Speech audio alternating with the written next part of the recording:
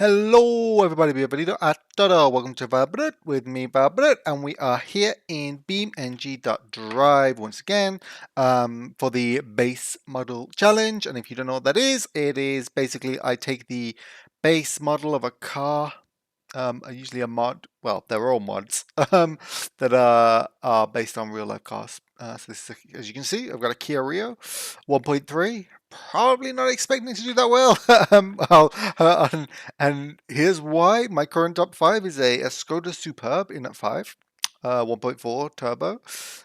Base model, but like was actually pretty punchy, and I did hit that car a couple of times on the barriers.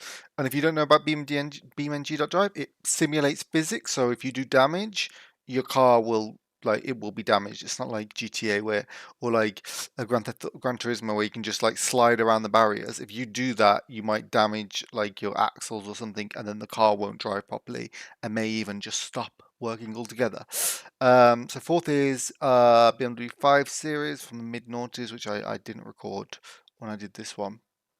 And then Mercedes from a couple of episodes ago, Diesel 220, and then one of the maybe the third or fourth video I did, which was like on top, the fastest lap I have done for the longest time, a Diesel 5 Series. And then in the last episode, we took a Diesel X5 around, and that 3-litre diesel is the base model. I looked it up, and yeah, it's correct. And it was fast, and I did crash it a little bit, but the steering I think was fine. But yeah, it first time in like maybe 5 or 6 videos that I managed to get under 10 minutes. So I'm not expecting that to happen with this Kia Rio, but let's go and let's see. You never know. It's a 1.3. I think it has about 85 horsepower, so probably about a third of the power that BMW X5 had, or any of those cars, except for maybe the Skoda Super. Well, even that I guess had like maybe 180. So yeah, you can see this. Now, if you're from the UK, you would not have seen the saloon version, I don't think. But I think other parts of Europe did get the saloon version, and I don't know if North America got the saloon Rio. This version of the Rio. I think I've seen the new version of the Rio, the saloon, sold in North America, but I don't know if this version was. But anyway, let's go. Wow, we're really off to a fast start there. Oh, this grey interior. I remember this grey interior. So me and the Kia Rio go back. We have a history. Not the saloon version, because in the UK they only sold the hatchback version. Hatchback version was an odd one. Because as a car, this gen was still quite big compared to, say, a Opel or Vauxhall Corsa or Ford Fiesta. And the hatchback version of this was almost like an estate. Had a really big back end and boot. And go on.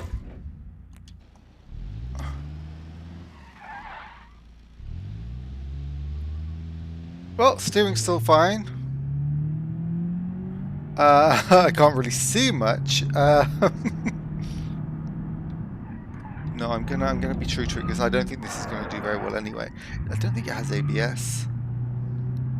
But yeah, so the hatchback version of this was like almost like an estate. It was quite a chunky car, and so it almost looked like it was supposed to compete with bigger cars.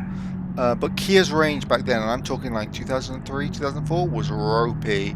They had a bunch of, like in the UK, they were selling a bunch of random saloons from the 90s. Quite a lot of ugly ones. I think they had like one called the Magentis, Kia Magentis. There was maybe that was replaced with the Optima. They had like a bunch of really strange named cars. Just a really weird, strange lineup. And they were like, they're nothing like what they are now. When you see like the Kia EV3 or the EV6 or EV9, I mean, they were, you could not find a car company that's transformed as much, maybe except Dacia, compared to the cars they were making in the 80s to what they make now. They were really ropey and like proper budget brand. You only bought like because they were cheap. But anyway, back to my history with them. Like, my best friend when I was like, I'm thinking 14, and we were quite, you know, you're like, if I don't know if like if everyone's like this, but when you're friends and you have rivalry, and you kind of like, you just get a rivalry over anything. And another time I was really into car magazines, so he one day came and told me, I can remember his mum used to drive a white Ford Escort. It was like I want to say like an M-Reg, so like 1994, 1995, something like that. It was quite a nice car. And then, but it was, you know, getting on a bit by the early 2000s, like over 10 years old. So they got a new car, and they got a Kia Rio hatchback in this exact colour. In this exact colour, and I think maybe with these hubcaps, I vaguely remember. And I can remember when he told me, because like, in my mind, bear in mind, like all of I was like 14, 15, so I couldn't actually drive or anything. And all my information about cars was coming from magazines.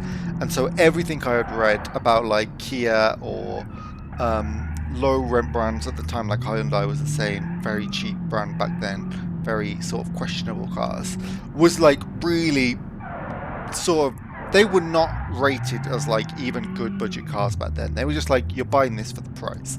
So all of my information came from that. So when he told me his mum got a Kia Rio, I was like, a Kia Rio? What the fuck? A Kia Rio? That was the worst car ever. And well, obviously he went and told his mum. She was like, oh, I hear you think my new car's shit. Actually, it was actually quite a nice car. Spacious. I mean, I would draw the line at like, I mean, it was a very weird looking car. I mean, even this saloon version is quite a weird looking car. It had just a really strange rear end. Like I said, it was like half a hatchback, half an estate. But it was quite, you know, nice inside actually. It was this colour, light grey. And it was sort of had this just, I mean, cheap, you know, hard plastics and stuff like that, but like felt for the time appropriate. And yeah, went to a lot of places in that car. I'd be fascinated to know if those Kia Rios are still around. There's many of them in this colour as well, because it was a beautiful lilac colour. I think that was the best thing about it. It was a really nice colour. But yeah, then they replaced that Rio. So I mean, not him and his family. No, that Rio, that model of Rio, it got replaced with like a proper Super Mini type car that was trying to be a Super Mini. I thought it was not a bad looking car until they facelifted it and sort of gave it body colour bumpers that didn't quite go with like the style that it had. But then it was after that that Kia really started getting serious. This was like early 2010s, I think around 2012, they released the 3rd gen Rio, and it was like a proper Super Mini to take on the Fiesta. Like, no, wasn't particularly budget, wasn't anything. It was like properly well designed. I think it's actually still one of my favorite looking Super Minis. And like they'd also done this with the Kia Ceed. It had gone from being like, I think the Cerato was like their first proper hatchback attempt at taking on like a Focus or a Golf, and it was very forgettable. And then the Ceed was like them trying to get more serious, like designed for the European market specifically. And then I think it was I want to say the 3rd generation Ceed. I think it was, but it might be in the 2nd generation. No, I think it was the 2nd. Yeah, because I think the first one I'm thinking of is the Cerato. Then the 1st gen of the Ceed was after that, and then the 2nd gen Ceed was like proper, had a rental car, one of them once. It was bloody amazing, really nice car. I really wanted one of my first car when I was looking a couple of years ago. But by then they were a bit old, and also the seats had this sort of fake leather on the back, I don't know, like outline around the base of the seat that seemed to wear away quite quickly, which was a shame because the rest of the interior was quite nice. But that was a really nice car, and I really like the way that it looks. It looks a lot better than the one that replaced it. But it's kind of immaterial now because those kind of family hatchbacks are dead. Everybody doing SUVs and crossovers, so Like, they probably won't make another seed. They might make another Pro seed, but maybe not.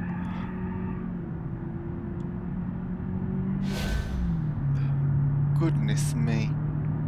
This car is trashed. I mean, I have to say, this is not a fun car to drive. It's got a lot of understeer. I mean, well, it doesn't help that I keep crashing the shit out of it. And I mean, the no ABS is... I guess for base models wouldn't have had it, but I don't know. Maybe because, I mean, so... Obviously, my frame of reference for most things in life... Oh no, I've broken the half shaft. I've got to start again.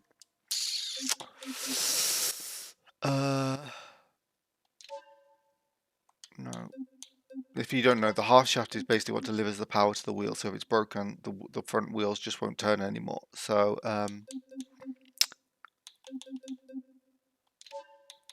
we'll try again, and I'll try not to crash so much this time. Now that I've told the story around that car, I don't think I've got much to say, so I'll be able to focus on driving. But yeah, what I was going to say is that, like, obviously mods get made by people all over the world, and like the same car has different specs everywhere. So I'm pretty sure one of Kia's big things back then was like, oh, we're cheap, but you get like ABS, you get power steering as standard, that kind of thing. So I would imagine the UK version of the car that I'm thinking of would have had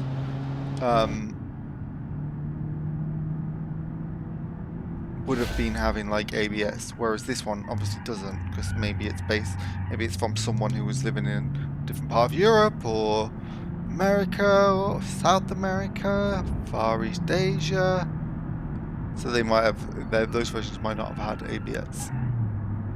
Because this definitely doesn't have ABS, because the wheels lock quite severely. And they have the brakes whine as well. Oh!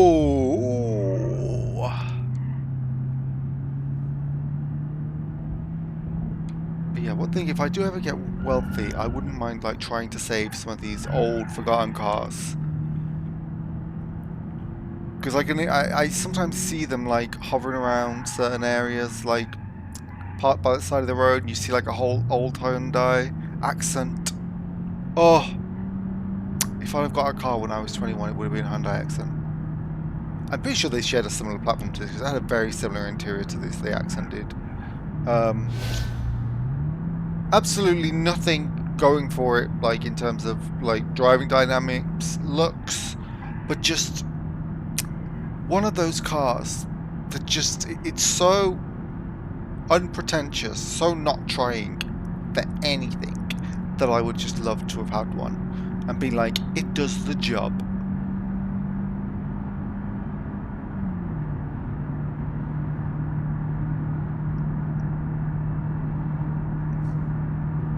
Because again, Hyundai back then was ropey like Kia's were.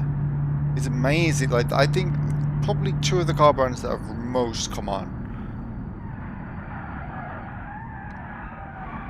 Whoa, that felt like it was going to roll over. Like I said, like Dacia back like in the early 2000s, well, hadn't even been rejuvenated yet. I think it wasn't until 2005 they brought out the Logan.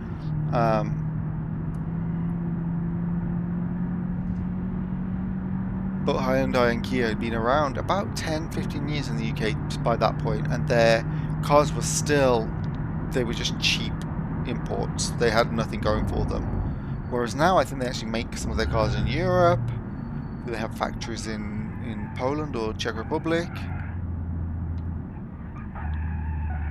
They have like cars that are designed specifically for Europe, like they're not global cars, but they're like tailored specifically for the European market. And you don't really if you put like Hyundais and Kias next to Fords and Opels or Renaults now, the gap in quality just isn't there anymore.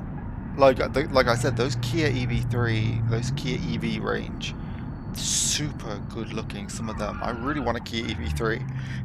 If I win the lottery and I can have two cars, I can have like an electric car as a daily driver, and then a sort of internal combustion for longer distance trips. where I don't want to have to keep stopping to charge. I think I'd have a Kia EV3 as my daily electric driver, and then I'd have a, I don't know.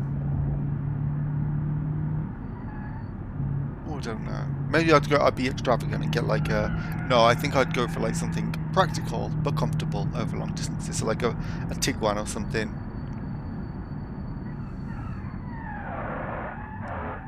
Whoa, whoa. Not fair. Not fair at all. Trashed.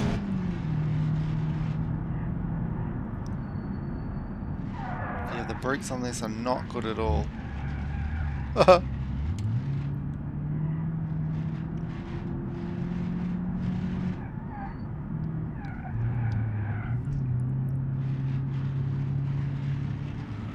And actually, funnily, one of the ones at the time that didn't make it, but that for a few years also managed to really transform itself briefly, was Daewoo, which became Chevrolet Europe, and that was always a strange one. I don't know why they tried to make them Chevrolet. General Motors were generally awful. No wonder they went bankrupt. Just absolutely no idea what they were doing with their branding. So Daewoo was like, if you don't remember it, if you're too young to remember it, Daewoo was like I think they were a Korean,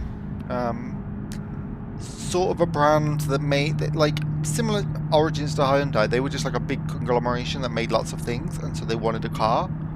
And so I think originally they paired with General Motors, and they got some old running gear for the Astra and the Cavalier, and they reshaped them a little bit. And so when they first launched in the UK, they had the Daewoo Esperanto, which I think was a different name in Spain because Esperanto means like waiting or hoping, and wasn't a name they wanted to use. I think it was called like the Aranya or something, like the spider.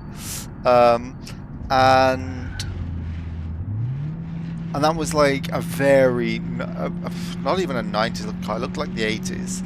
And so that was Daewoo's big sort of, I don't even want to say breakthrough car, but it was their first car in Western Europe, basically, and Europe generally. And then they followed that up with the Nexia, which was a rebodied Astra, second gen Astra,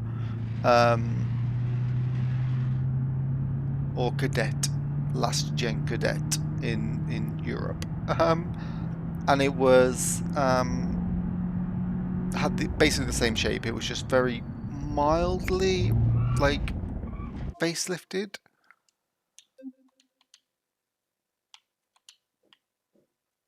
Oh yeah, I'll get a photo now before I do any more damage.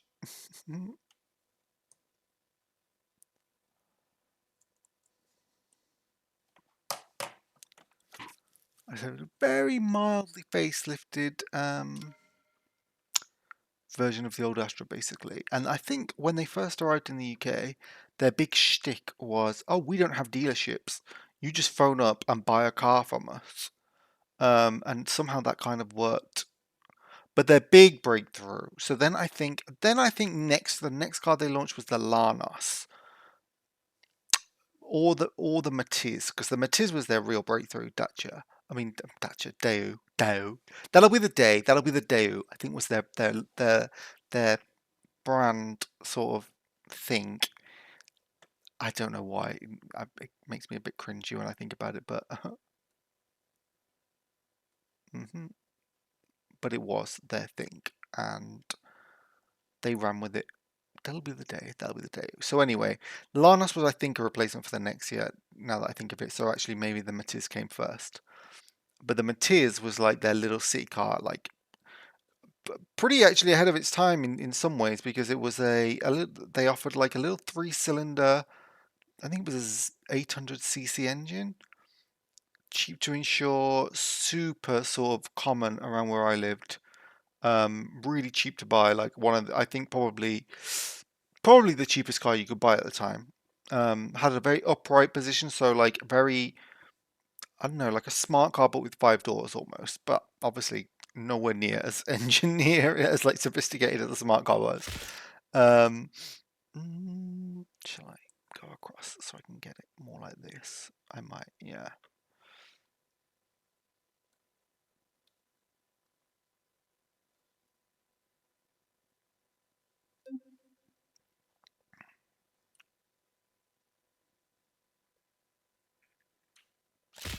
There we go. Right.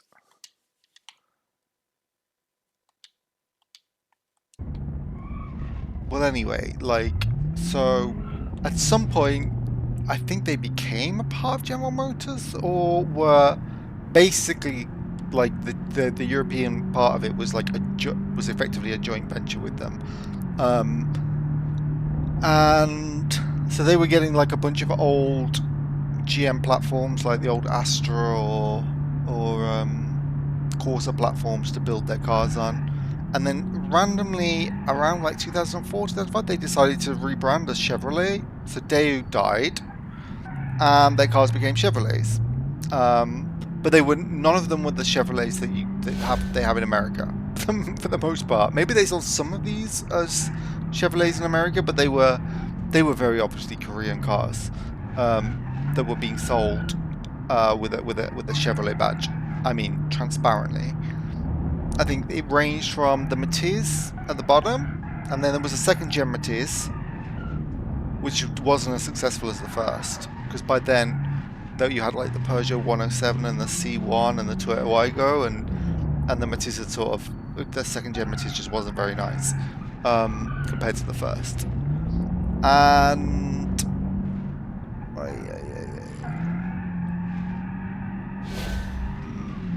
And then they had the Lassetti and the Nubida, which were like the, I don't know, equivalent of a Golf and a Jetta. Did they have like a Super Mini between the?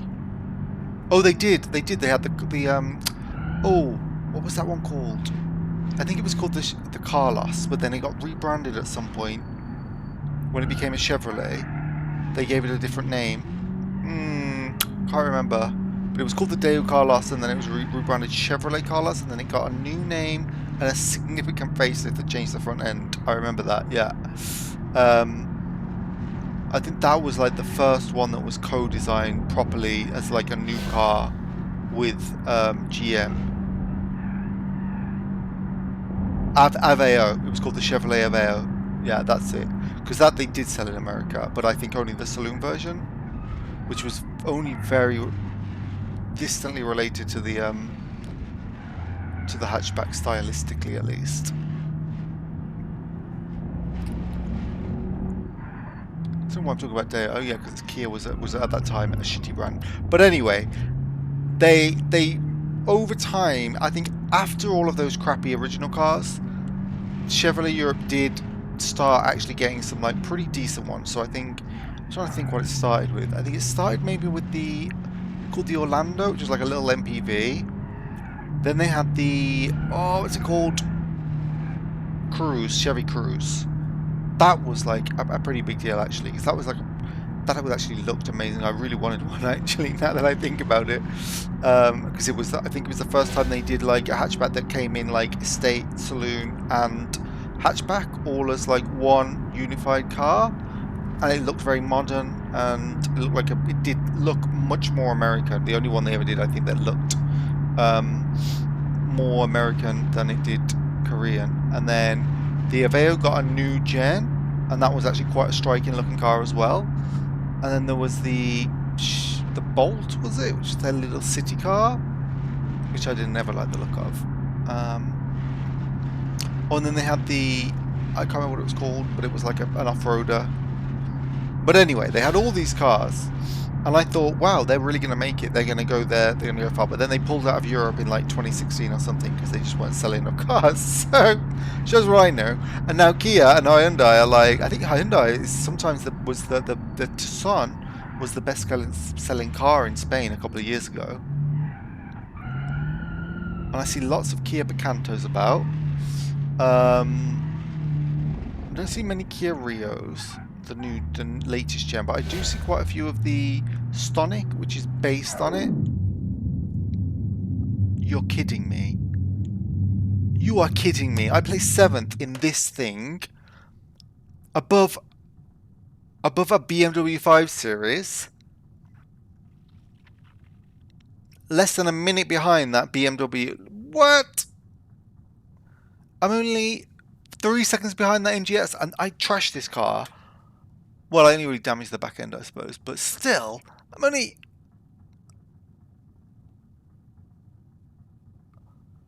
Okay, I'm 20 seconds off that Superb, so that's not going to happen. But still, what can I say? I'm pissing happy with this. And I bet I could have got like a couple of... I bet I could have beaten that MG as well, actually, maybe, if I hadn't crashed it. Interesting. Faster than that Focus I did the other day, although I did crash that one quite a bit. Faster than the Duster. Okay, ooh. Ooh, now what to do next? Because that was going to be my slow car that I expected to come right at the bottom, and then I was going to do a faster car. But actually, now I don't want to do a faster car. But no, I should. Oh, you know what I'm going to do? No. I'm not doing the saloon. It has to be something materially different. I could do the Tucson, but I don't think it's accurate. I could do one of these larders, but I don't know what's real and what's base and what's fake and whatever, because they were never sold in Western Europe. I could do a Kia, but well, no, because I don't do 2 Kias. I could do a Mercedes. The only thing is, I think this Mercedes will end up in the top 5, or Mitsubishi Outlander. Mitsubishi Outlander. Ooh, could I? Could I? Mitsubishi Outlander. What have I got at the bottom? Oh, I'll do this Volvo, actually. Yeah, that's a good one to do. I know it's 2 saloons, but you'll get over it. Right.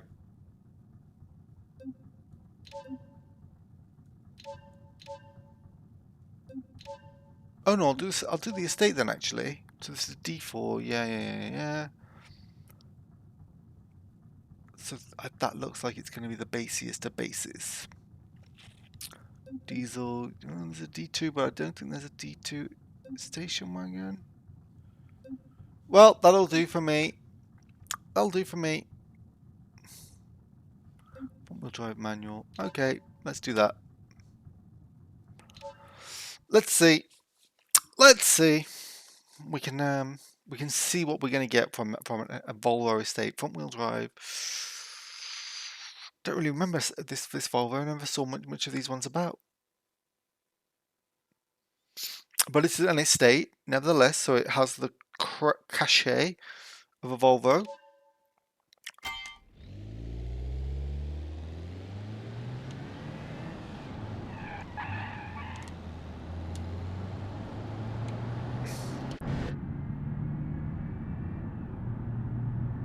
Oh, it's fast. Oh, and the important thing is, as long as it has ABS, as long as it's got ABS, then I tend to think I'll be okay.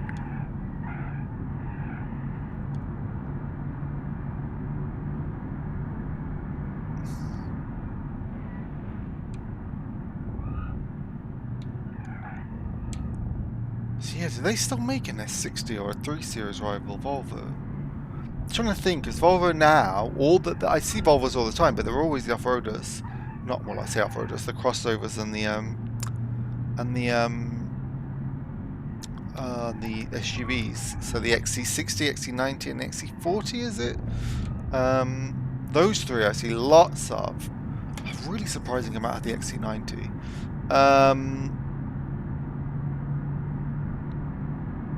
Don't really see any of the saloons about anymore. I'm trying to think if I've maybe seen some of these. No, not I. Maybe it's this one. I don't think it is though. I think it's a slightly bigger car. That's like the. Oh, what did they used to call it?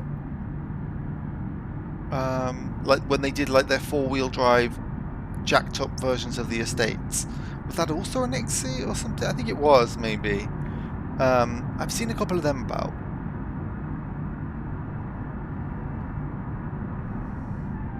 But yeah, it's almost completely their SUVs these days. Oh, and now that very hatchback like, is it the ooh EX40 I want to say? It's a very svelte looking car actually. There's one parked out in front of my building the other day. I was like, ooh, lovely. But very small, much smaller than I thought.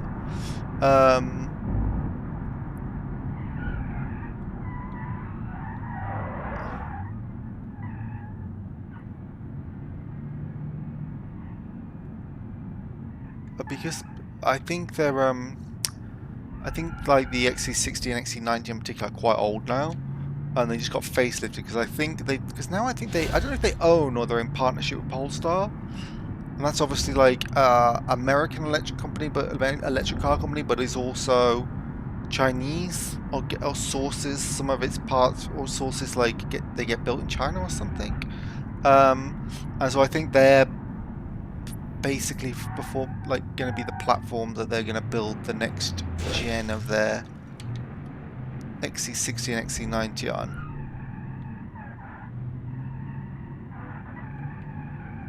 Oh no, this is twatted. Absolutely twatted.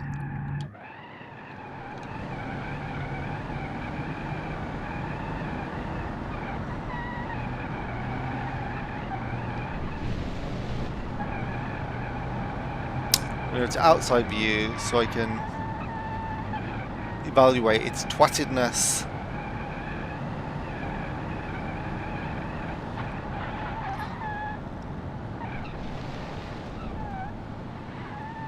Oh, twatted enough to really cause a lot of understeer on the left, turning to the left, and then oh. Okay, no, it's stopped. I'm gonna have to start again. Sorry.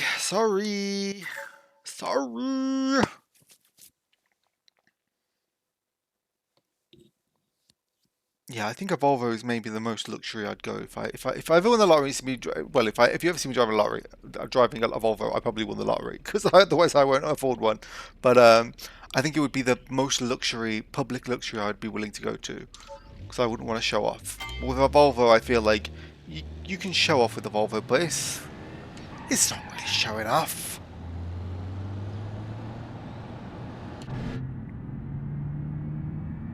Right.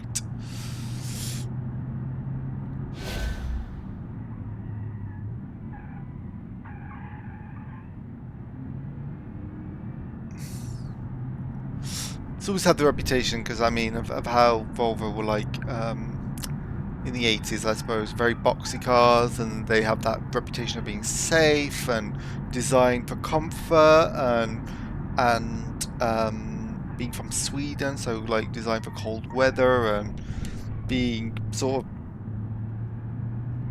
planted on the road, that kind of reputation. So they don't have, so you're not necessarily paying for luxury in the way that you would when you buy a BMW, but you're paying for quality, like you would supposedly when you buy a Land Rover or a Jaguar, but well, not a Jaguar, a Land Rover. But obviously with the caveat that like nowadays Land Rovers and aren't particularly well known for reliability, but you're not necessarily paying because you think they're the last word in luxury. You might also be buying them because you think they're the best version of an off-roader. Well, this might be the car you buy because you think it's the best version of a safe family car. And if you can afford to, why not? I don't actually know what Volvo I'd get though if I now, because I think the SUVs are all a bit old. I don't think I think you'd just be better off buying pretty much anything else. And well, apart from that little electric one, which I can't remember the name of, XC30, XC40.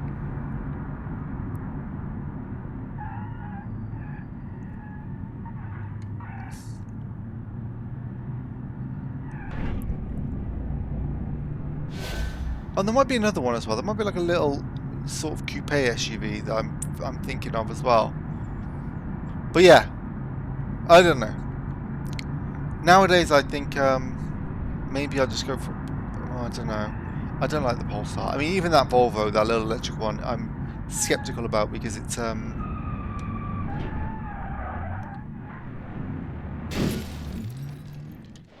seriously. Oh, I can't catch a fucking break.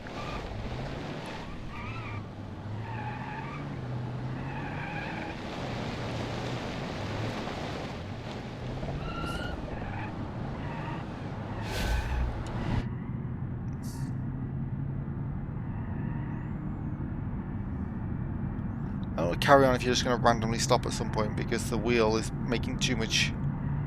It's getting damaged progressively as I go. But I've damaged the opposite sides of what I did before. So now it's oversteering to the left and understeering to the right. Well, that's good for this corner at least. That's why I came off last time. No, I'm losing power again. I don't know if that's the car, like, the car is... Oh, fuck's sake. Well, final time. I have said that I give myself three goes. And this car is fragile. So it's not really living up to its standard as a sturdy car. Also, terrible off the line. Don't know what that's about.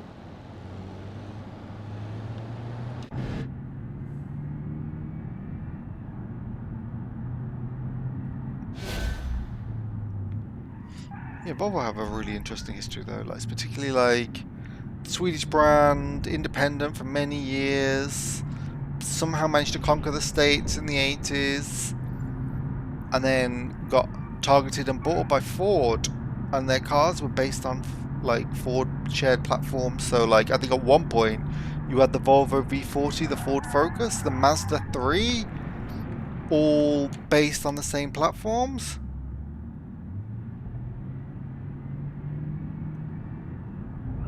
And maybe even there was another one, but I mean, Ford back then, Ford or another one that have really fallen from grace, similar to General Motors.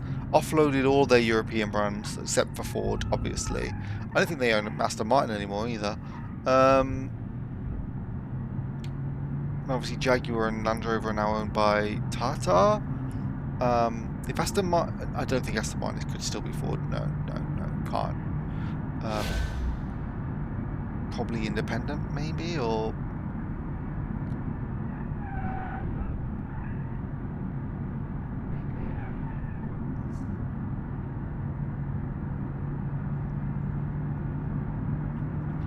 But yeah, Ford fall from grace. Been fascinating to see because now in Europe they don't. I don't know. I do see quite a bit of Ford Pumas. You know, little, you know, popular SUV, and then the Ford Cougar. I suppose I do see quite a few of them, but they're not as ubiquitous as they used to be. Ford. Like growing up, Ford was everything and everywhere. Top of the sales charts everywhere. Everyone had Mondeo. Like Mondeos, Focuses, Fiestas were like you could just walk down any street and you'd find one of them. Now, not so much. Like Ford Europe really has been struggling with ideas as well. Because they haven't really tapped into any new markets or anything. Like they're very much playing follow the leader. I mean, even to the point that like the Ford Explorer and even the Ford Capri, which I mean is a pretty shameless attempt at bringing back a brand name for a car that probably doesn't really fit the name. But like they're based on Volkswagen ID, like they've done a partnership with them, so they basically just reskinning them, tuning them a bit better, and that's it. So that now the Ford Explorer and the Ford Capri are based on the same platform as the Seat Taviscon, the Skoda Enyaq, and the Volkswagen ID. It's all madness. It's genuinely madness. The sort of weird partnerships that are going on nowadays. That's before you even bring in the Chinese brands and like how they own so many different companies, and it's really hard to keep on top of them because some of them are imported into Europe, some of them aren't. There was a brand the other day that's like a Spanish brand called Ebro, which hasn't, I think, didn't even used to make cars, it used to make trucks.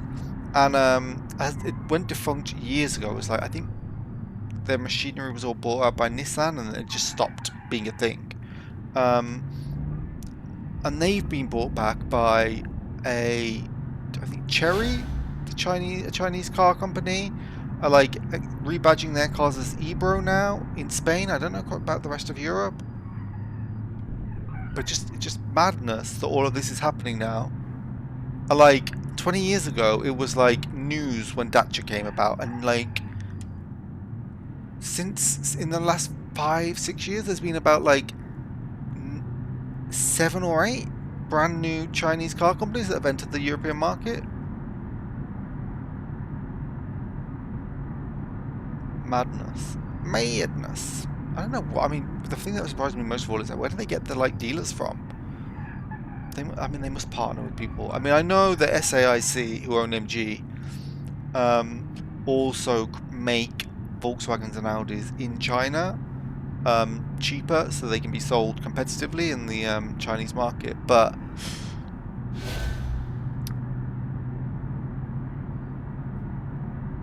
still, it's all very complicated and like, ooh, who owns who and who has a stake in what?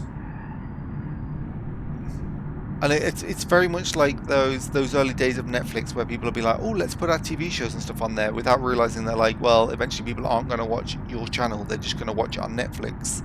And then when you come along to try and create a streaming service with all your stuff on it, too late. People expect it to be on Netflix and they're not going to pay for 2. And if they only pay for 1, it ain't going to be yours. So it feels like that might be happening with Chinese car companies right now. Their massive success means that they can, basically it becomes, because of the growth potential of Chinese car market, it's heavily in everyone's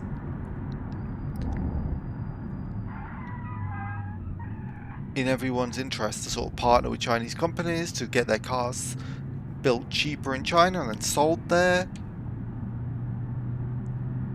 But that means that China now has access to the technology as well as, and so can massively improve its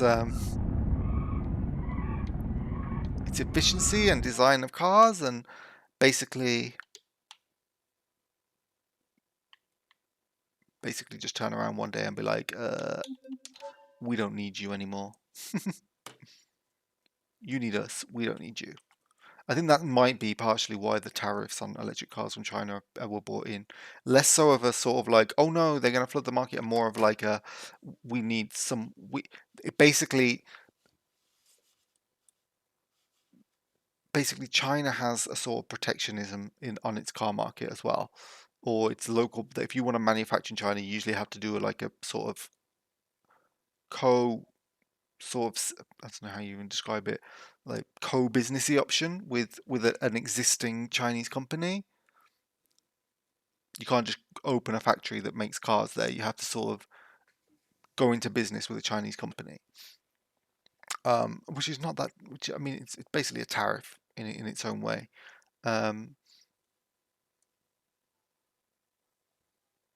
I mean, I don't necessarily blame anyone or them or anyone for it. It's like protectionism in heavy industry is not that. It's not.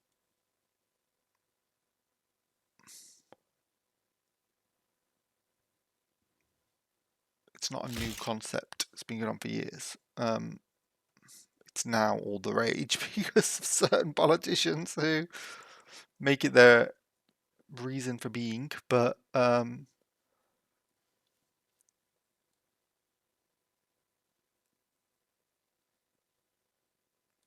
the concept of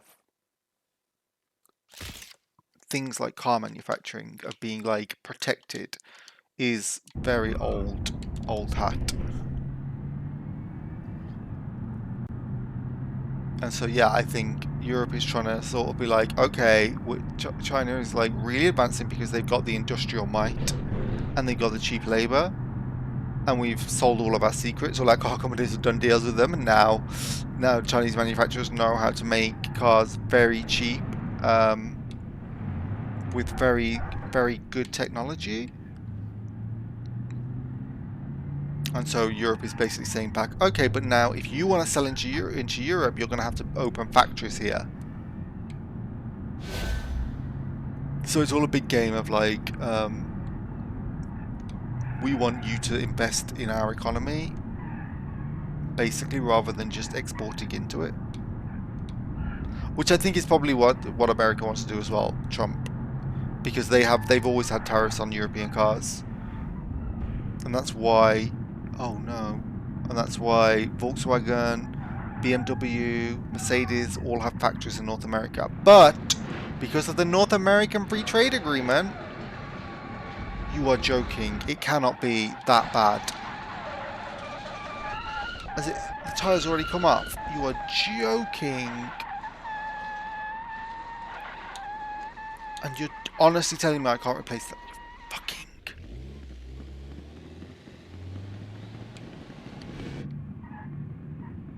bastards. I'm so close to the end. You know what I need to do? I need to turn off.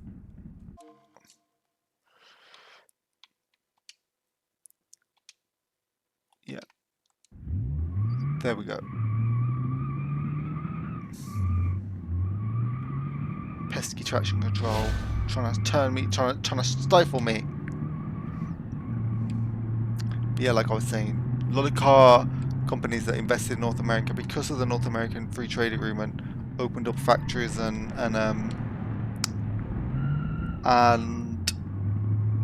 distribution networks in Mexico, because they could just export from there into the US without tariffs, and obviously labor costs were cheaper.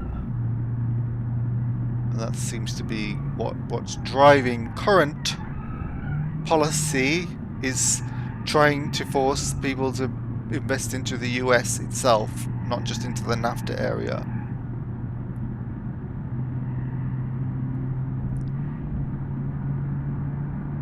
But I mean, speaking honestly, you'd be a fool to invest in the US right now. It's very unpredictable and shaky, taking very bizarre decisions that are incredibly, yeah. I wouldn't trust it as a safe place to do business right now.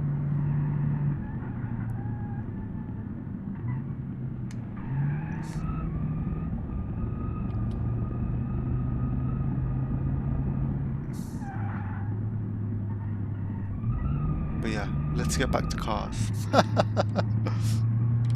And I still think my favourite Volvo after all is the 850, which I do have a mod for, but there isn't, I don't think it has it doesn't have appropriate trim for base model. I don't think. It gets updated every now and again, that mod, so I might check again. But I think the 850, yeah, it's the perfect blend of like, they were just modern enough to have like softened edges and sort of modern design cues, like the tail lights that go all the way up the outer edge of the tailgate, but also that classic Volvo shape that they haven't had for a long time. I think the last one was would have been the S60 and the V70 that shared their platform with like the X-Type and possibly the Mondeo as well. They were very handsome cars as well. And I think this was the replacement for it. And this is a handsome car, but it's not as distinctive as those older Volvos were.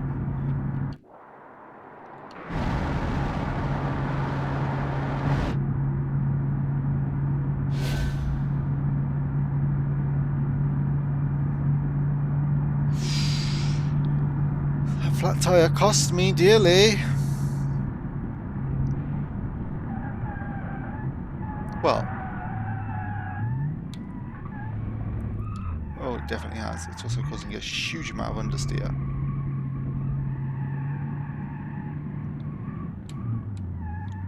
Still.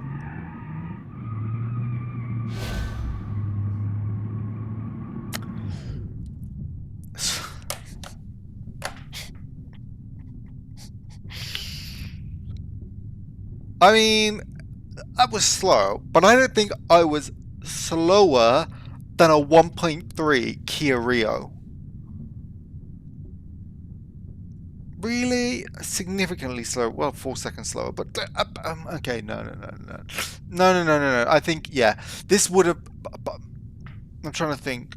I did slow down significantly with that flat to begin with until I turned off the stability control. So yeah, hands up to that. Also, this car wasn't the fastest, I don't think. But yeah, how annoying. How bloody annoying. Well, the top 5 remains intact. The Swedes have not made a difference. I do have a Saab 95 estate, which I can put this to the test, and that's an old school like big turbo, which would have really high speeds on the straights. Probably not so good around the edges, but still. Oh god, that's annoying. I really did think so. Okay, on par with a touch slightly better than a Dacia Duster, slightly worse than a BMW 5 Series. Okay, worse than that Kia Rio. I don't know how. Worse than a 1.5 MGZS. Fair enough, I suppose. I wasn't on my best, I suppose, maybe, but yeah, what's madness to me is that Kia felt so slow, and it felt like the only reason I was crashing it is because I didn't have anti-lock brakes, and so I'd lose control and it would bang into things. This felt mid fast, like not super fast, like say that BMW X5 felt quite fast. This felt like zoomy. The Kia did not. And yet the Kia, even with a crash, is like 4 seconds faster than I did this in. Even factoring in, I would say maybe, I mean, that must maybe it was 20 seconds that puncture took out of me, but it felt like 5. I don't know. No idea. I mean, it's a heavier car, it's a bigger car, but it's a heavier car. It's a diesel, not designed for speed, designed for like pulling power, and refinement. So granted, but yeah, that Kia would be light, naturally aspirated, so no turbo lag, but still very unpowerful, or not powerful. Anyway, I don't know. I have no explanation for this. None whatsoever. I've ceased being surprised. I got that Kia Rio is like, oh, to think I laughed at my friend's mother when she got a Kia Rio, and look at it, it's now 7th on the leaderboard. Granted, it's like a minute behind the 2 fastest BMWs, but still, it's over. It's like also a minute faster than some other BMWs, I think. No, I think once we get down to the 1152s, we're Renault Clio, yeah. Well, I'm going to leave it there and say thank you for watching. I'm stunned, is all I can say. I thought this would do better, but then I said that the other week about the Lexus. So, and this did much better than the Lexus did. Was that the Lexus? Yeah, that did. So that did awful. Truly terrible. Like a minute and a half slower. So okay, yeah. On that note, I'm happy. I'm happy with this result. Yeah, good for the Kia. And Volvo, I let you down with the. Oh, I don't know why your tire deflated though. Anyway, I'll leave it there and I'll say thank you for watching, and I'll see you in the next video. Hasta luego. Or my next video might be a train video because there's a new overground line for train sim world going out tomorrow, which I might do a video on. But anyway, I'll see you in the next BeamNG video if you want to watch that, or the next train sim world video if you want to watch that. Hasta luego.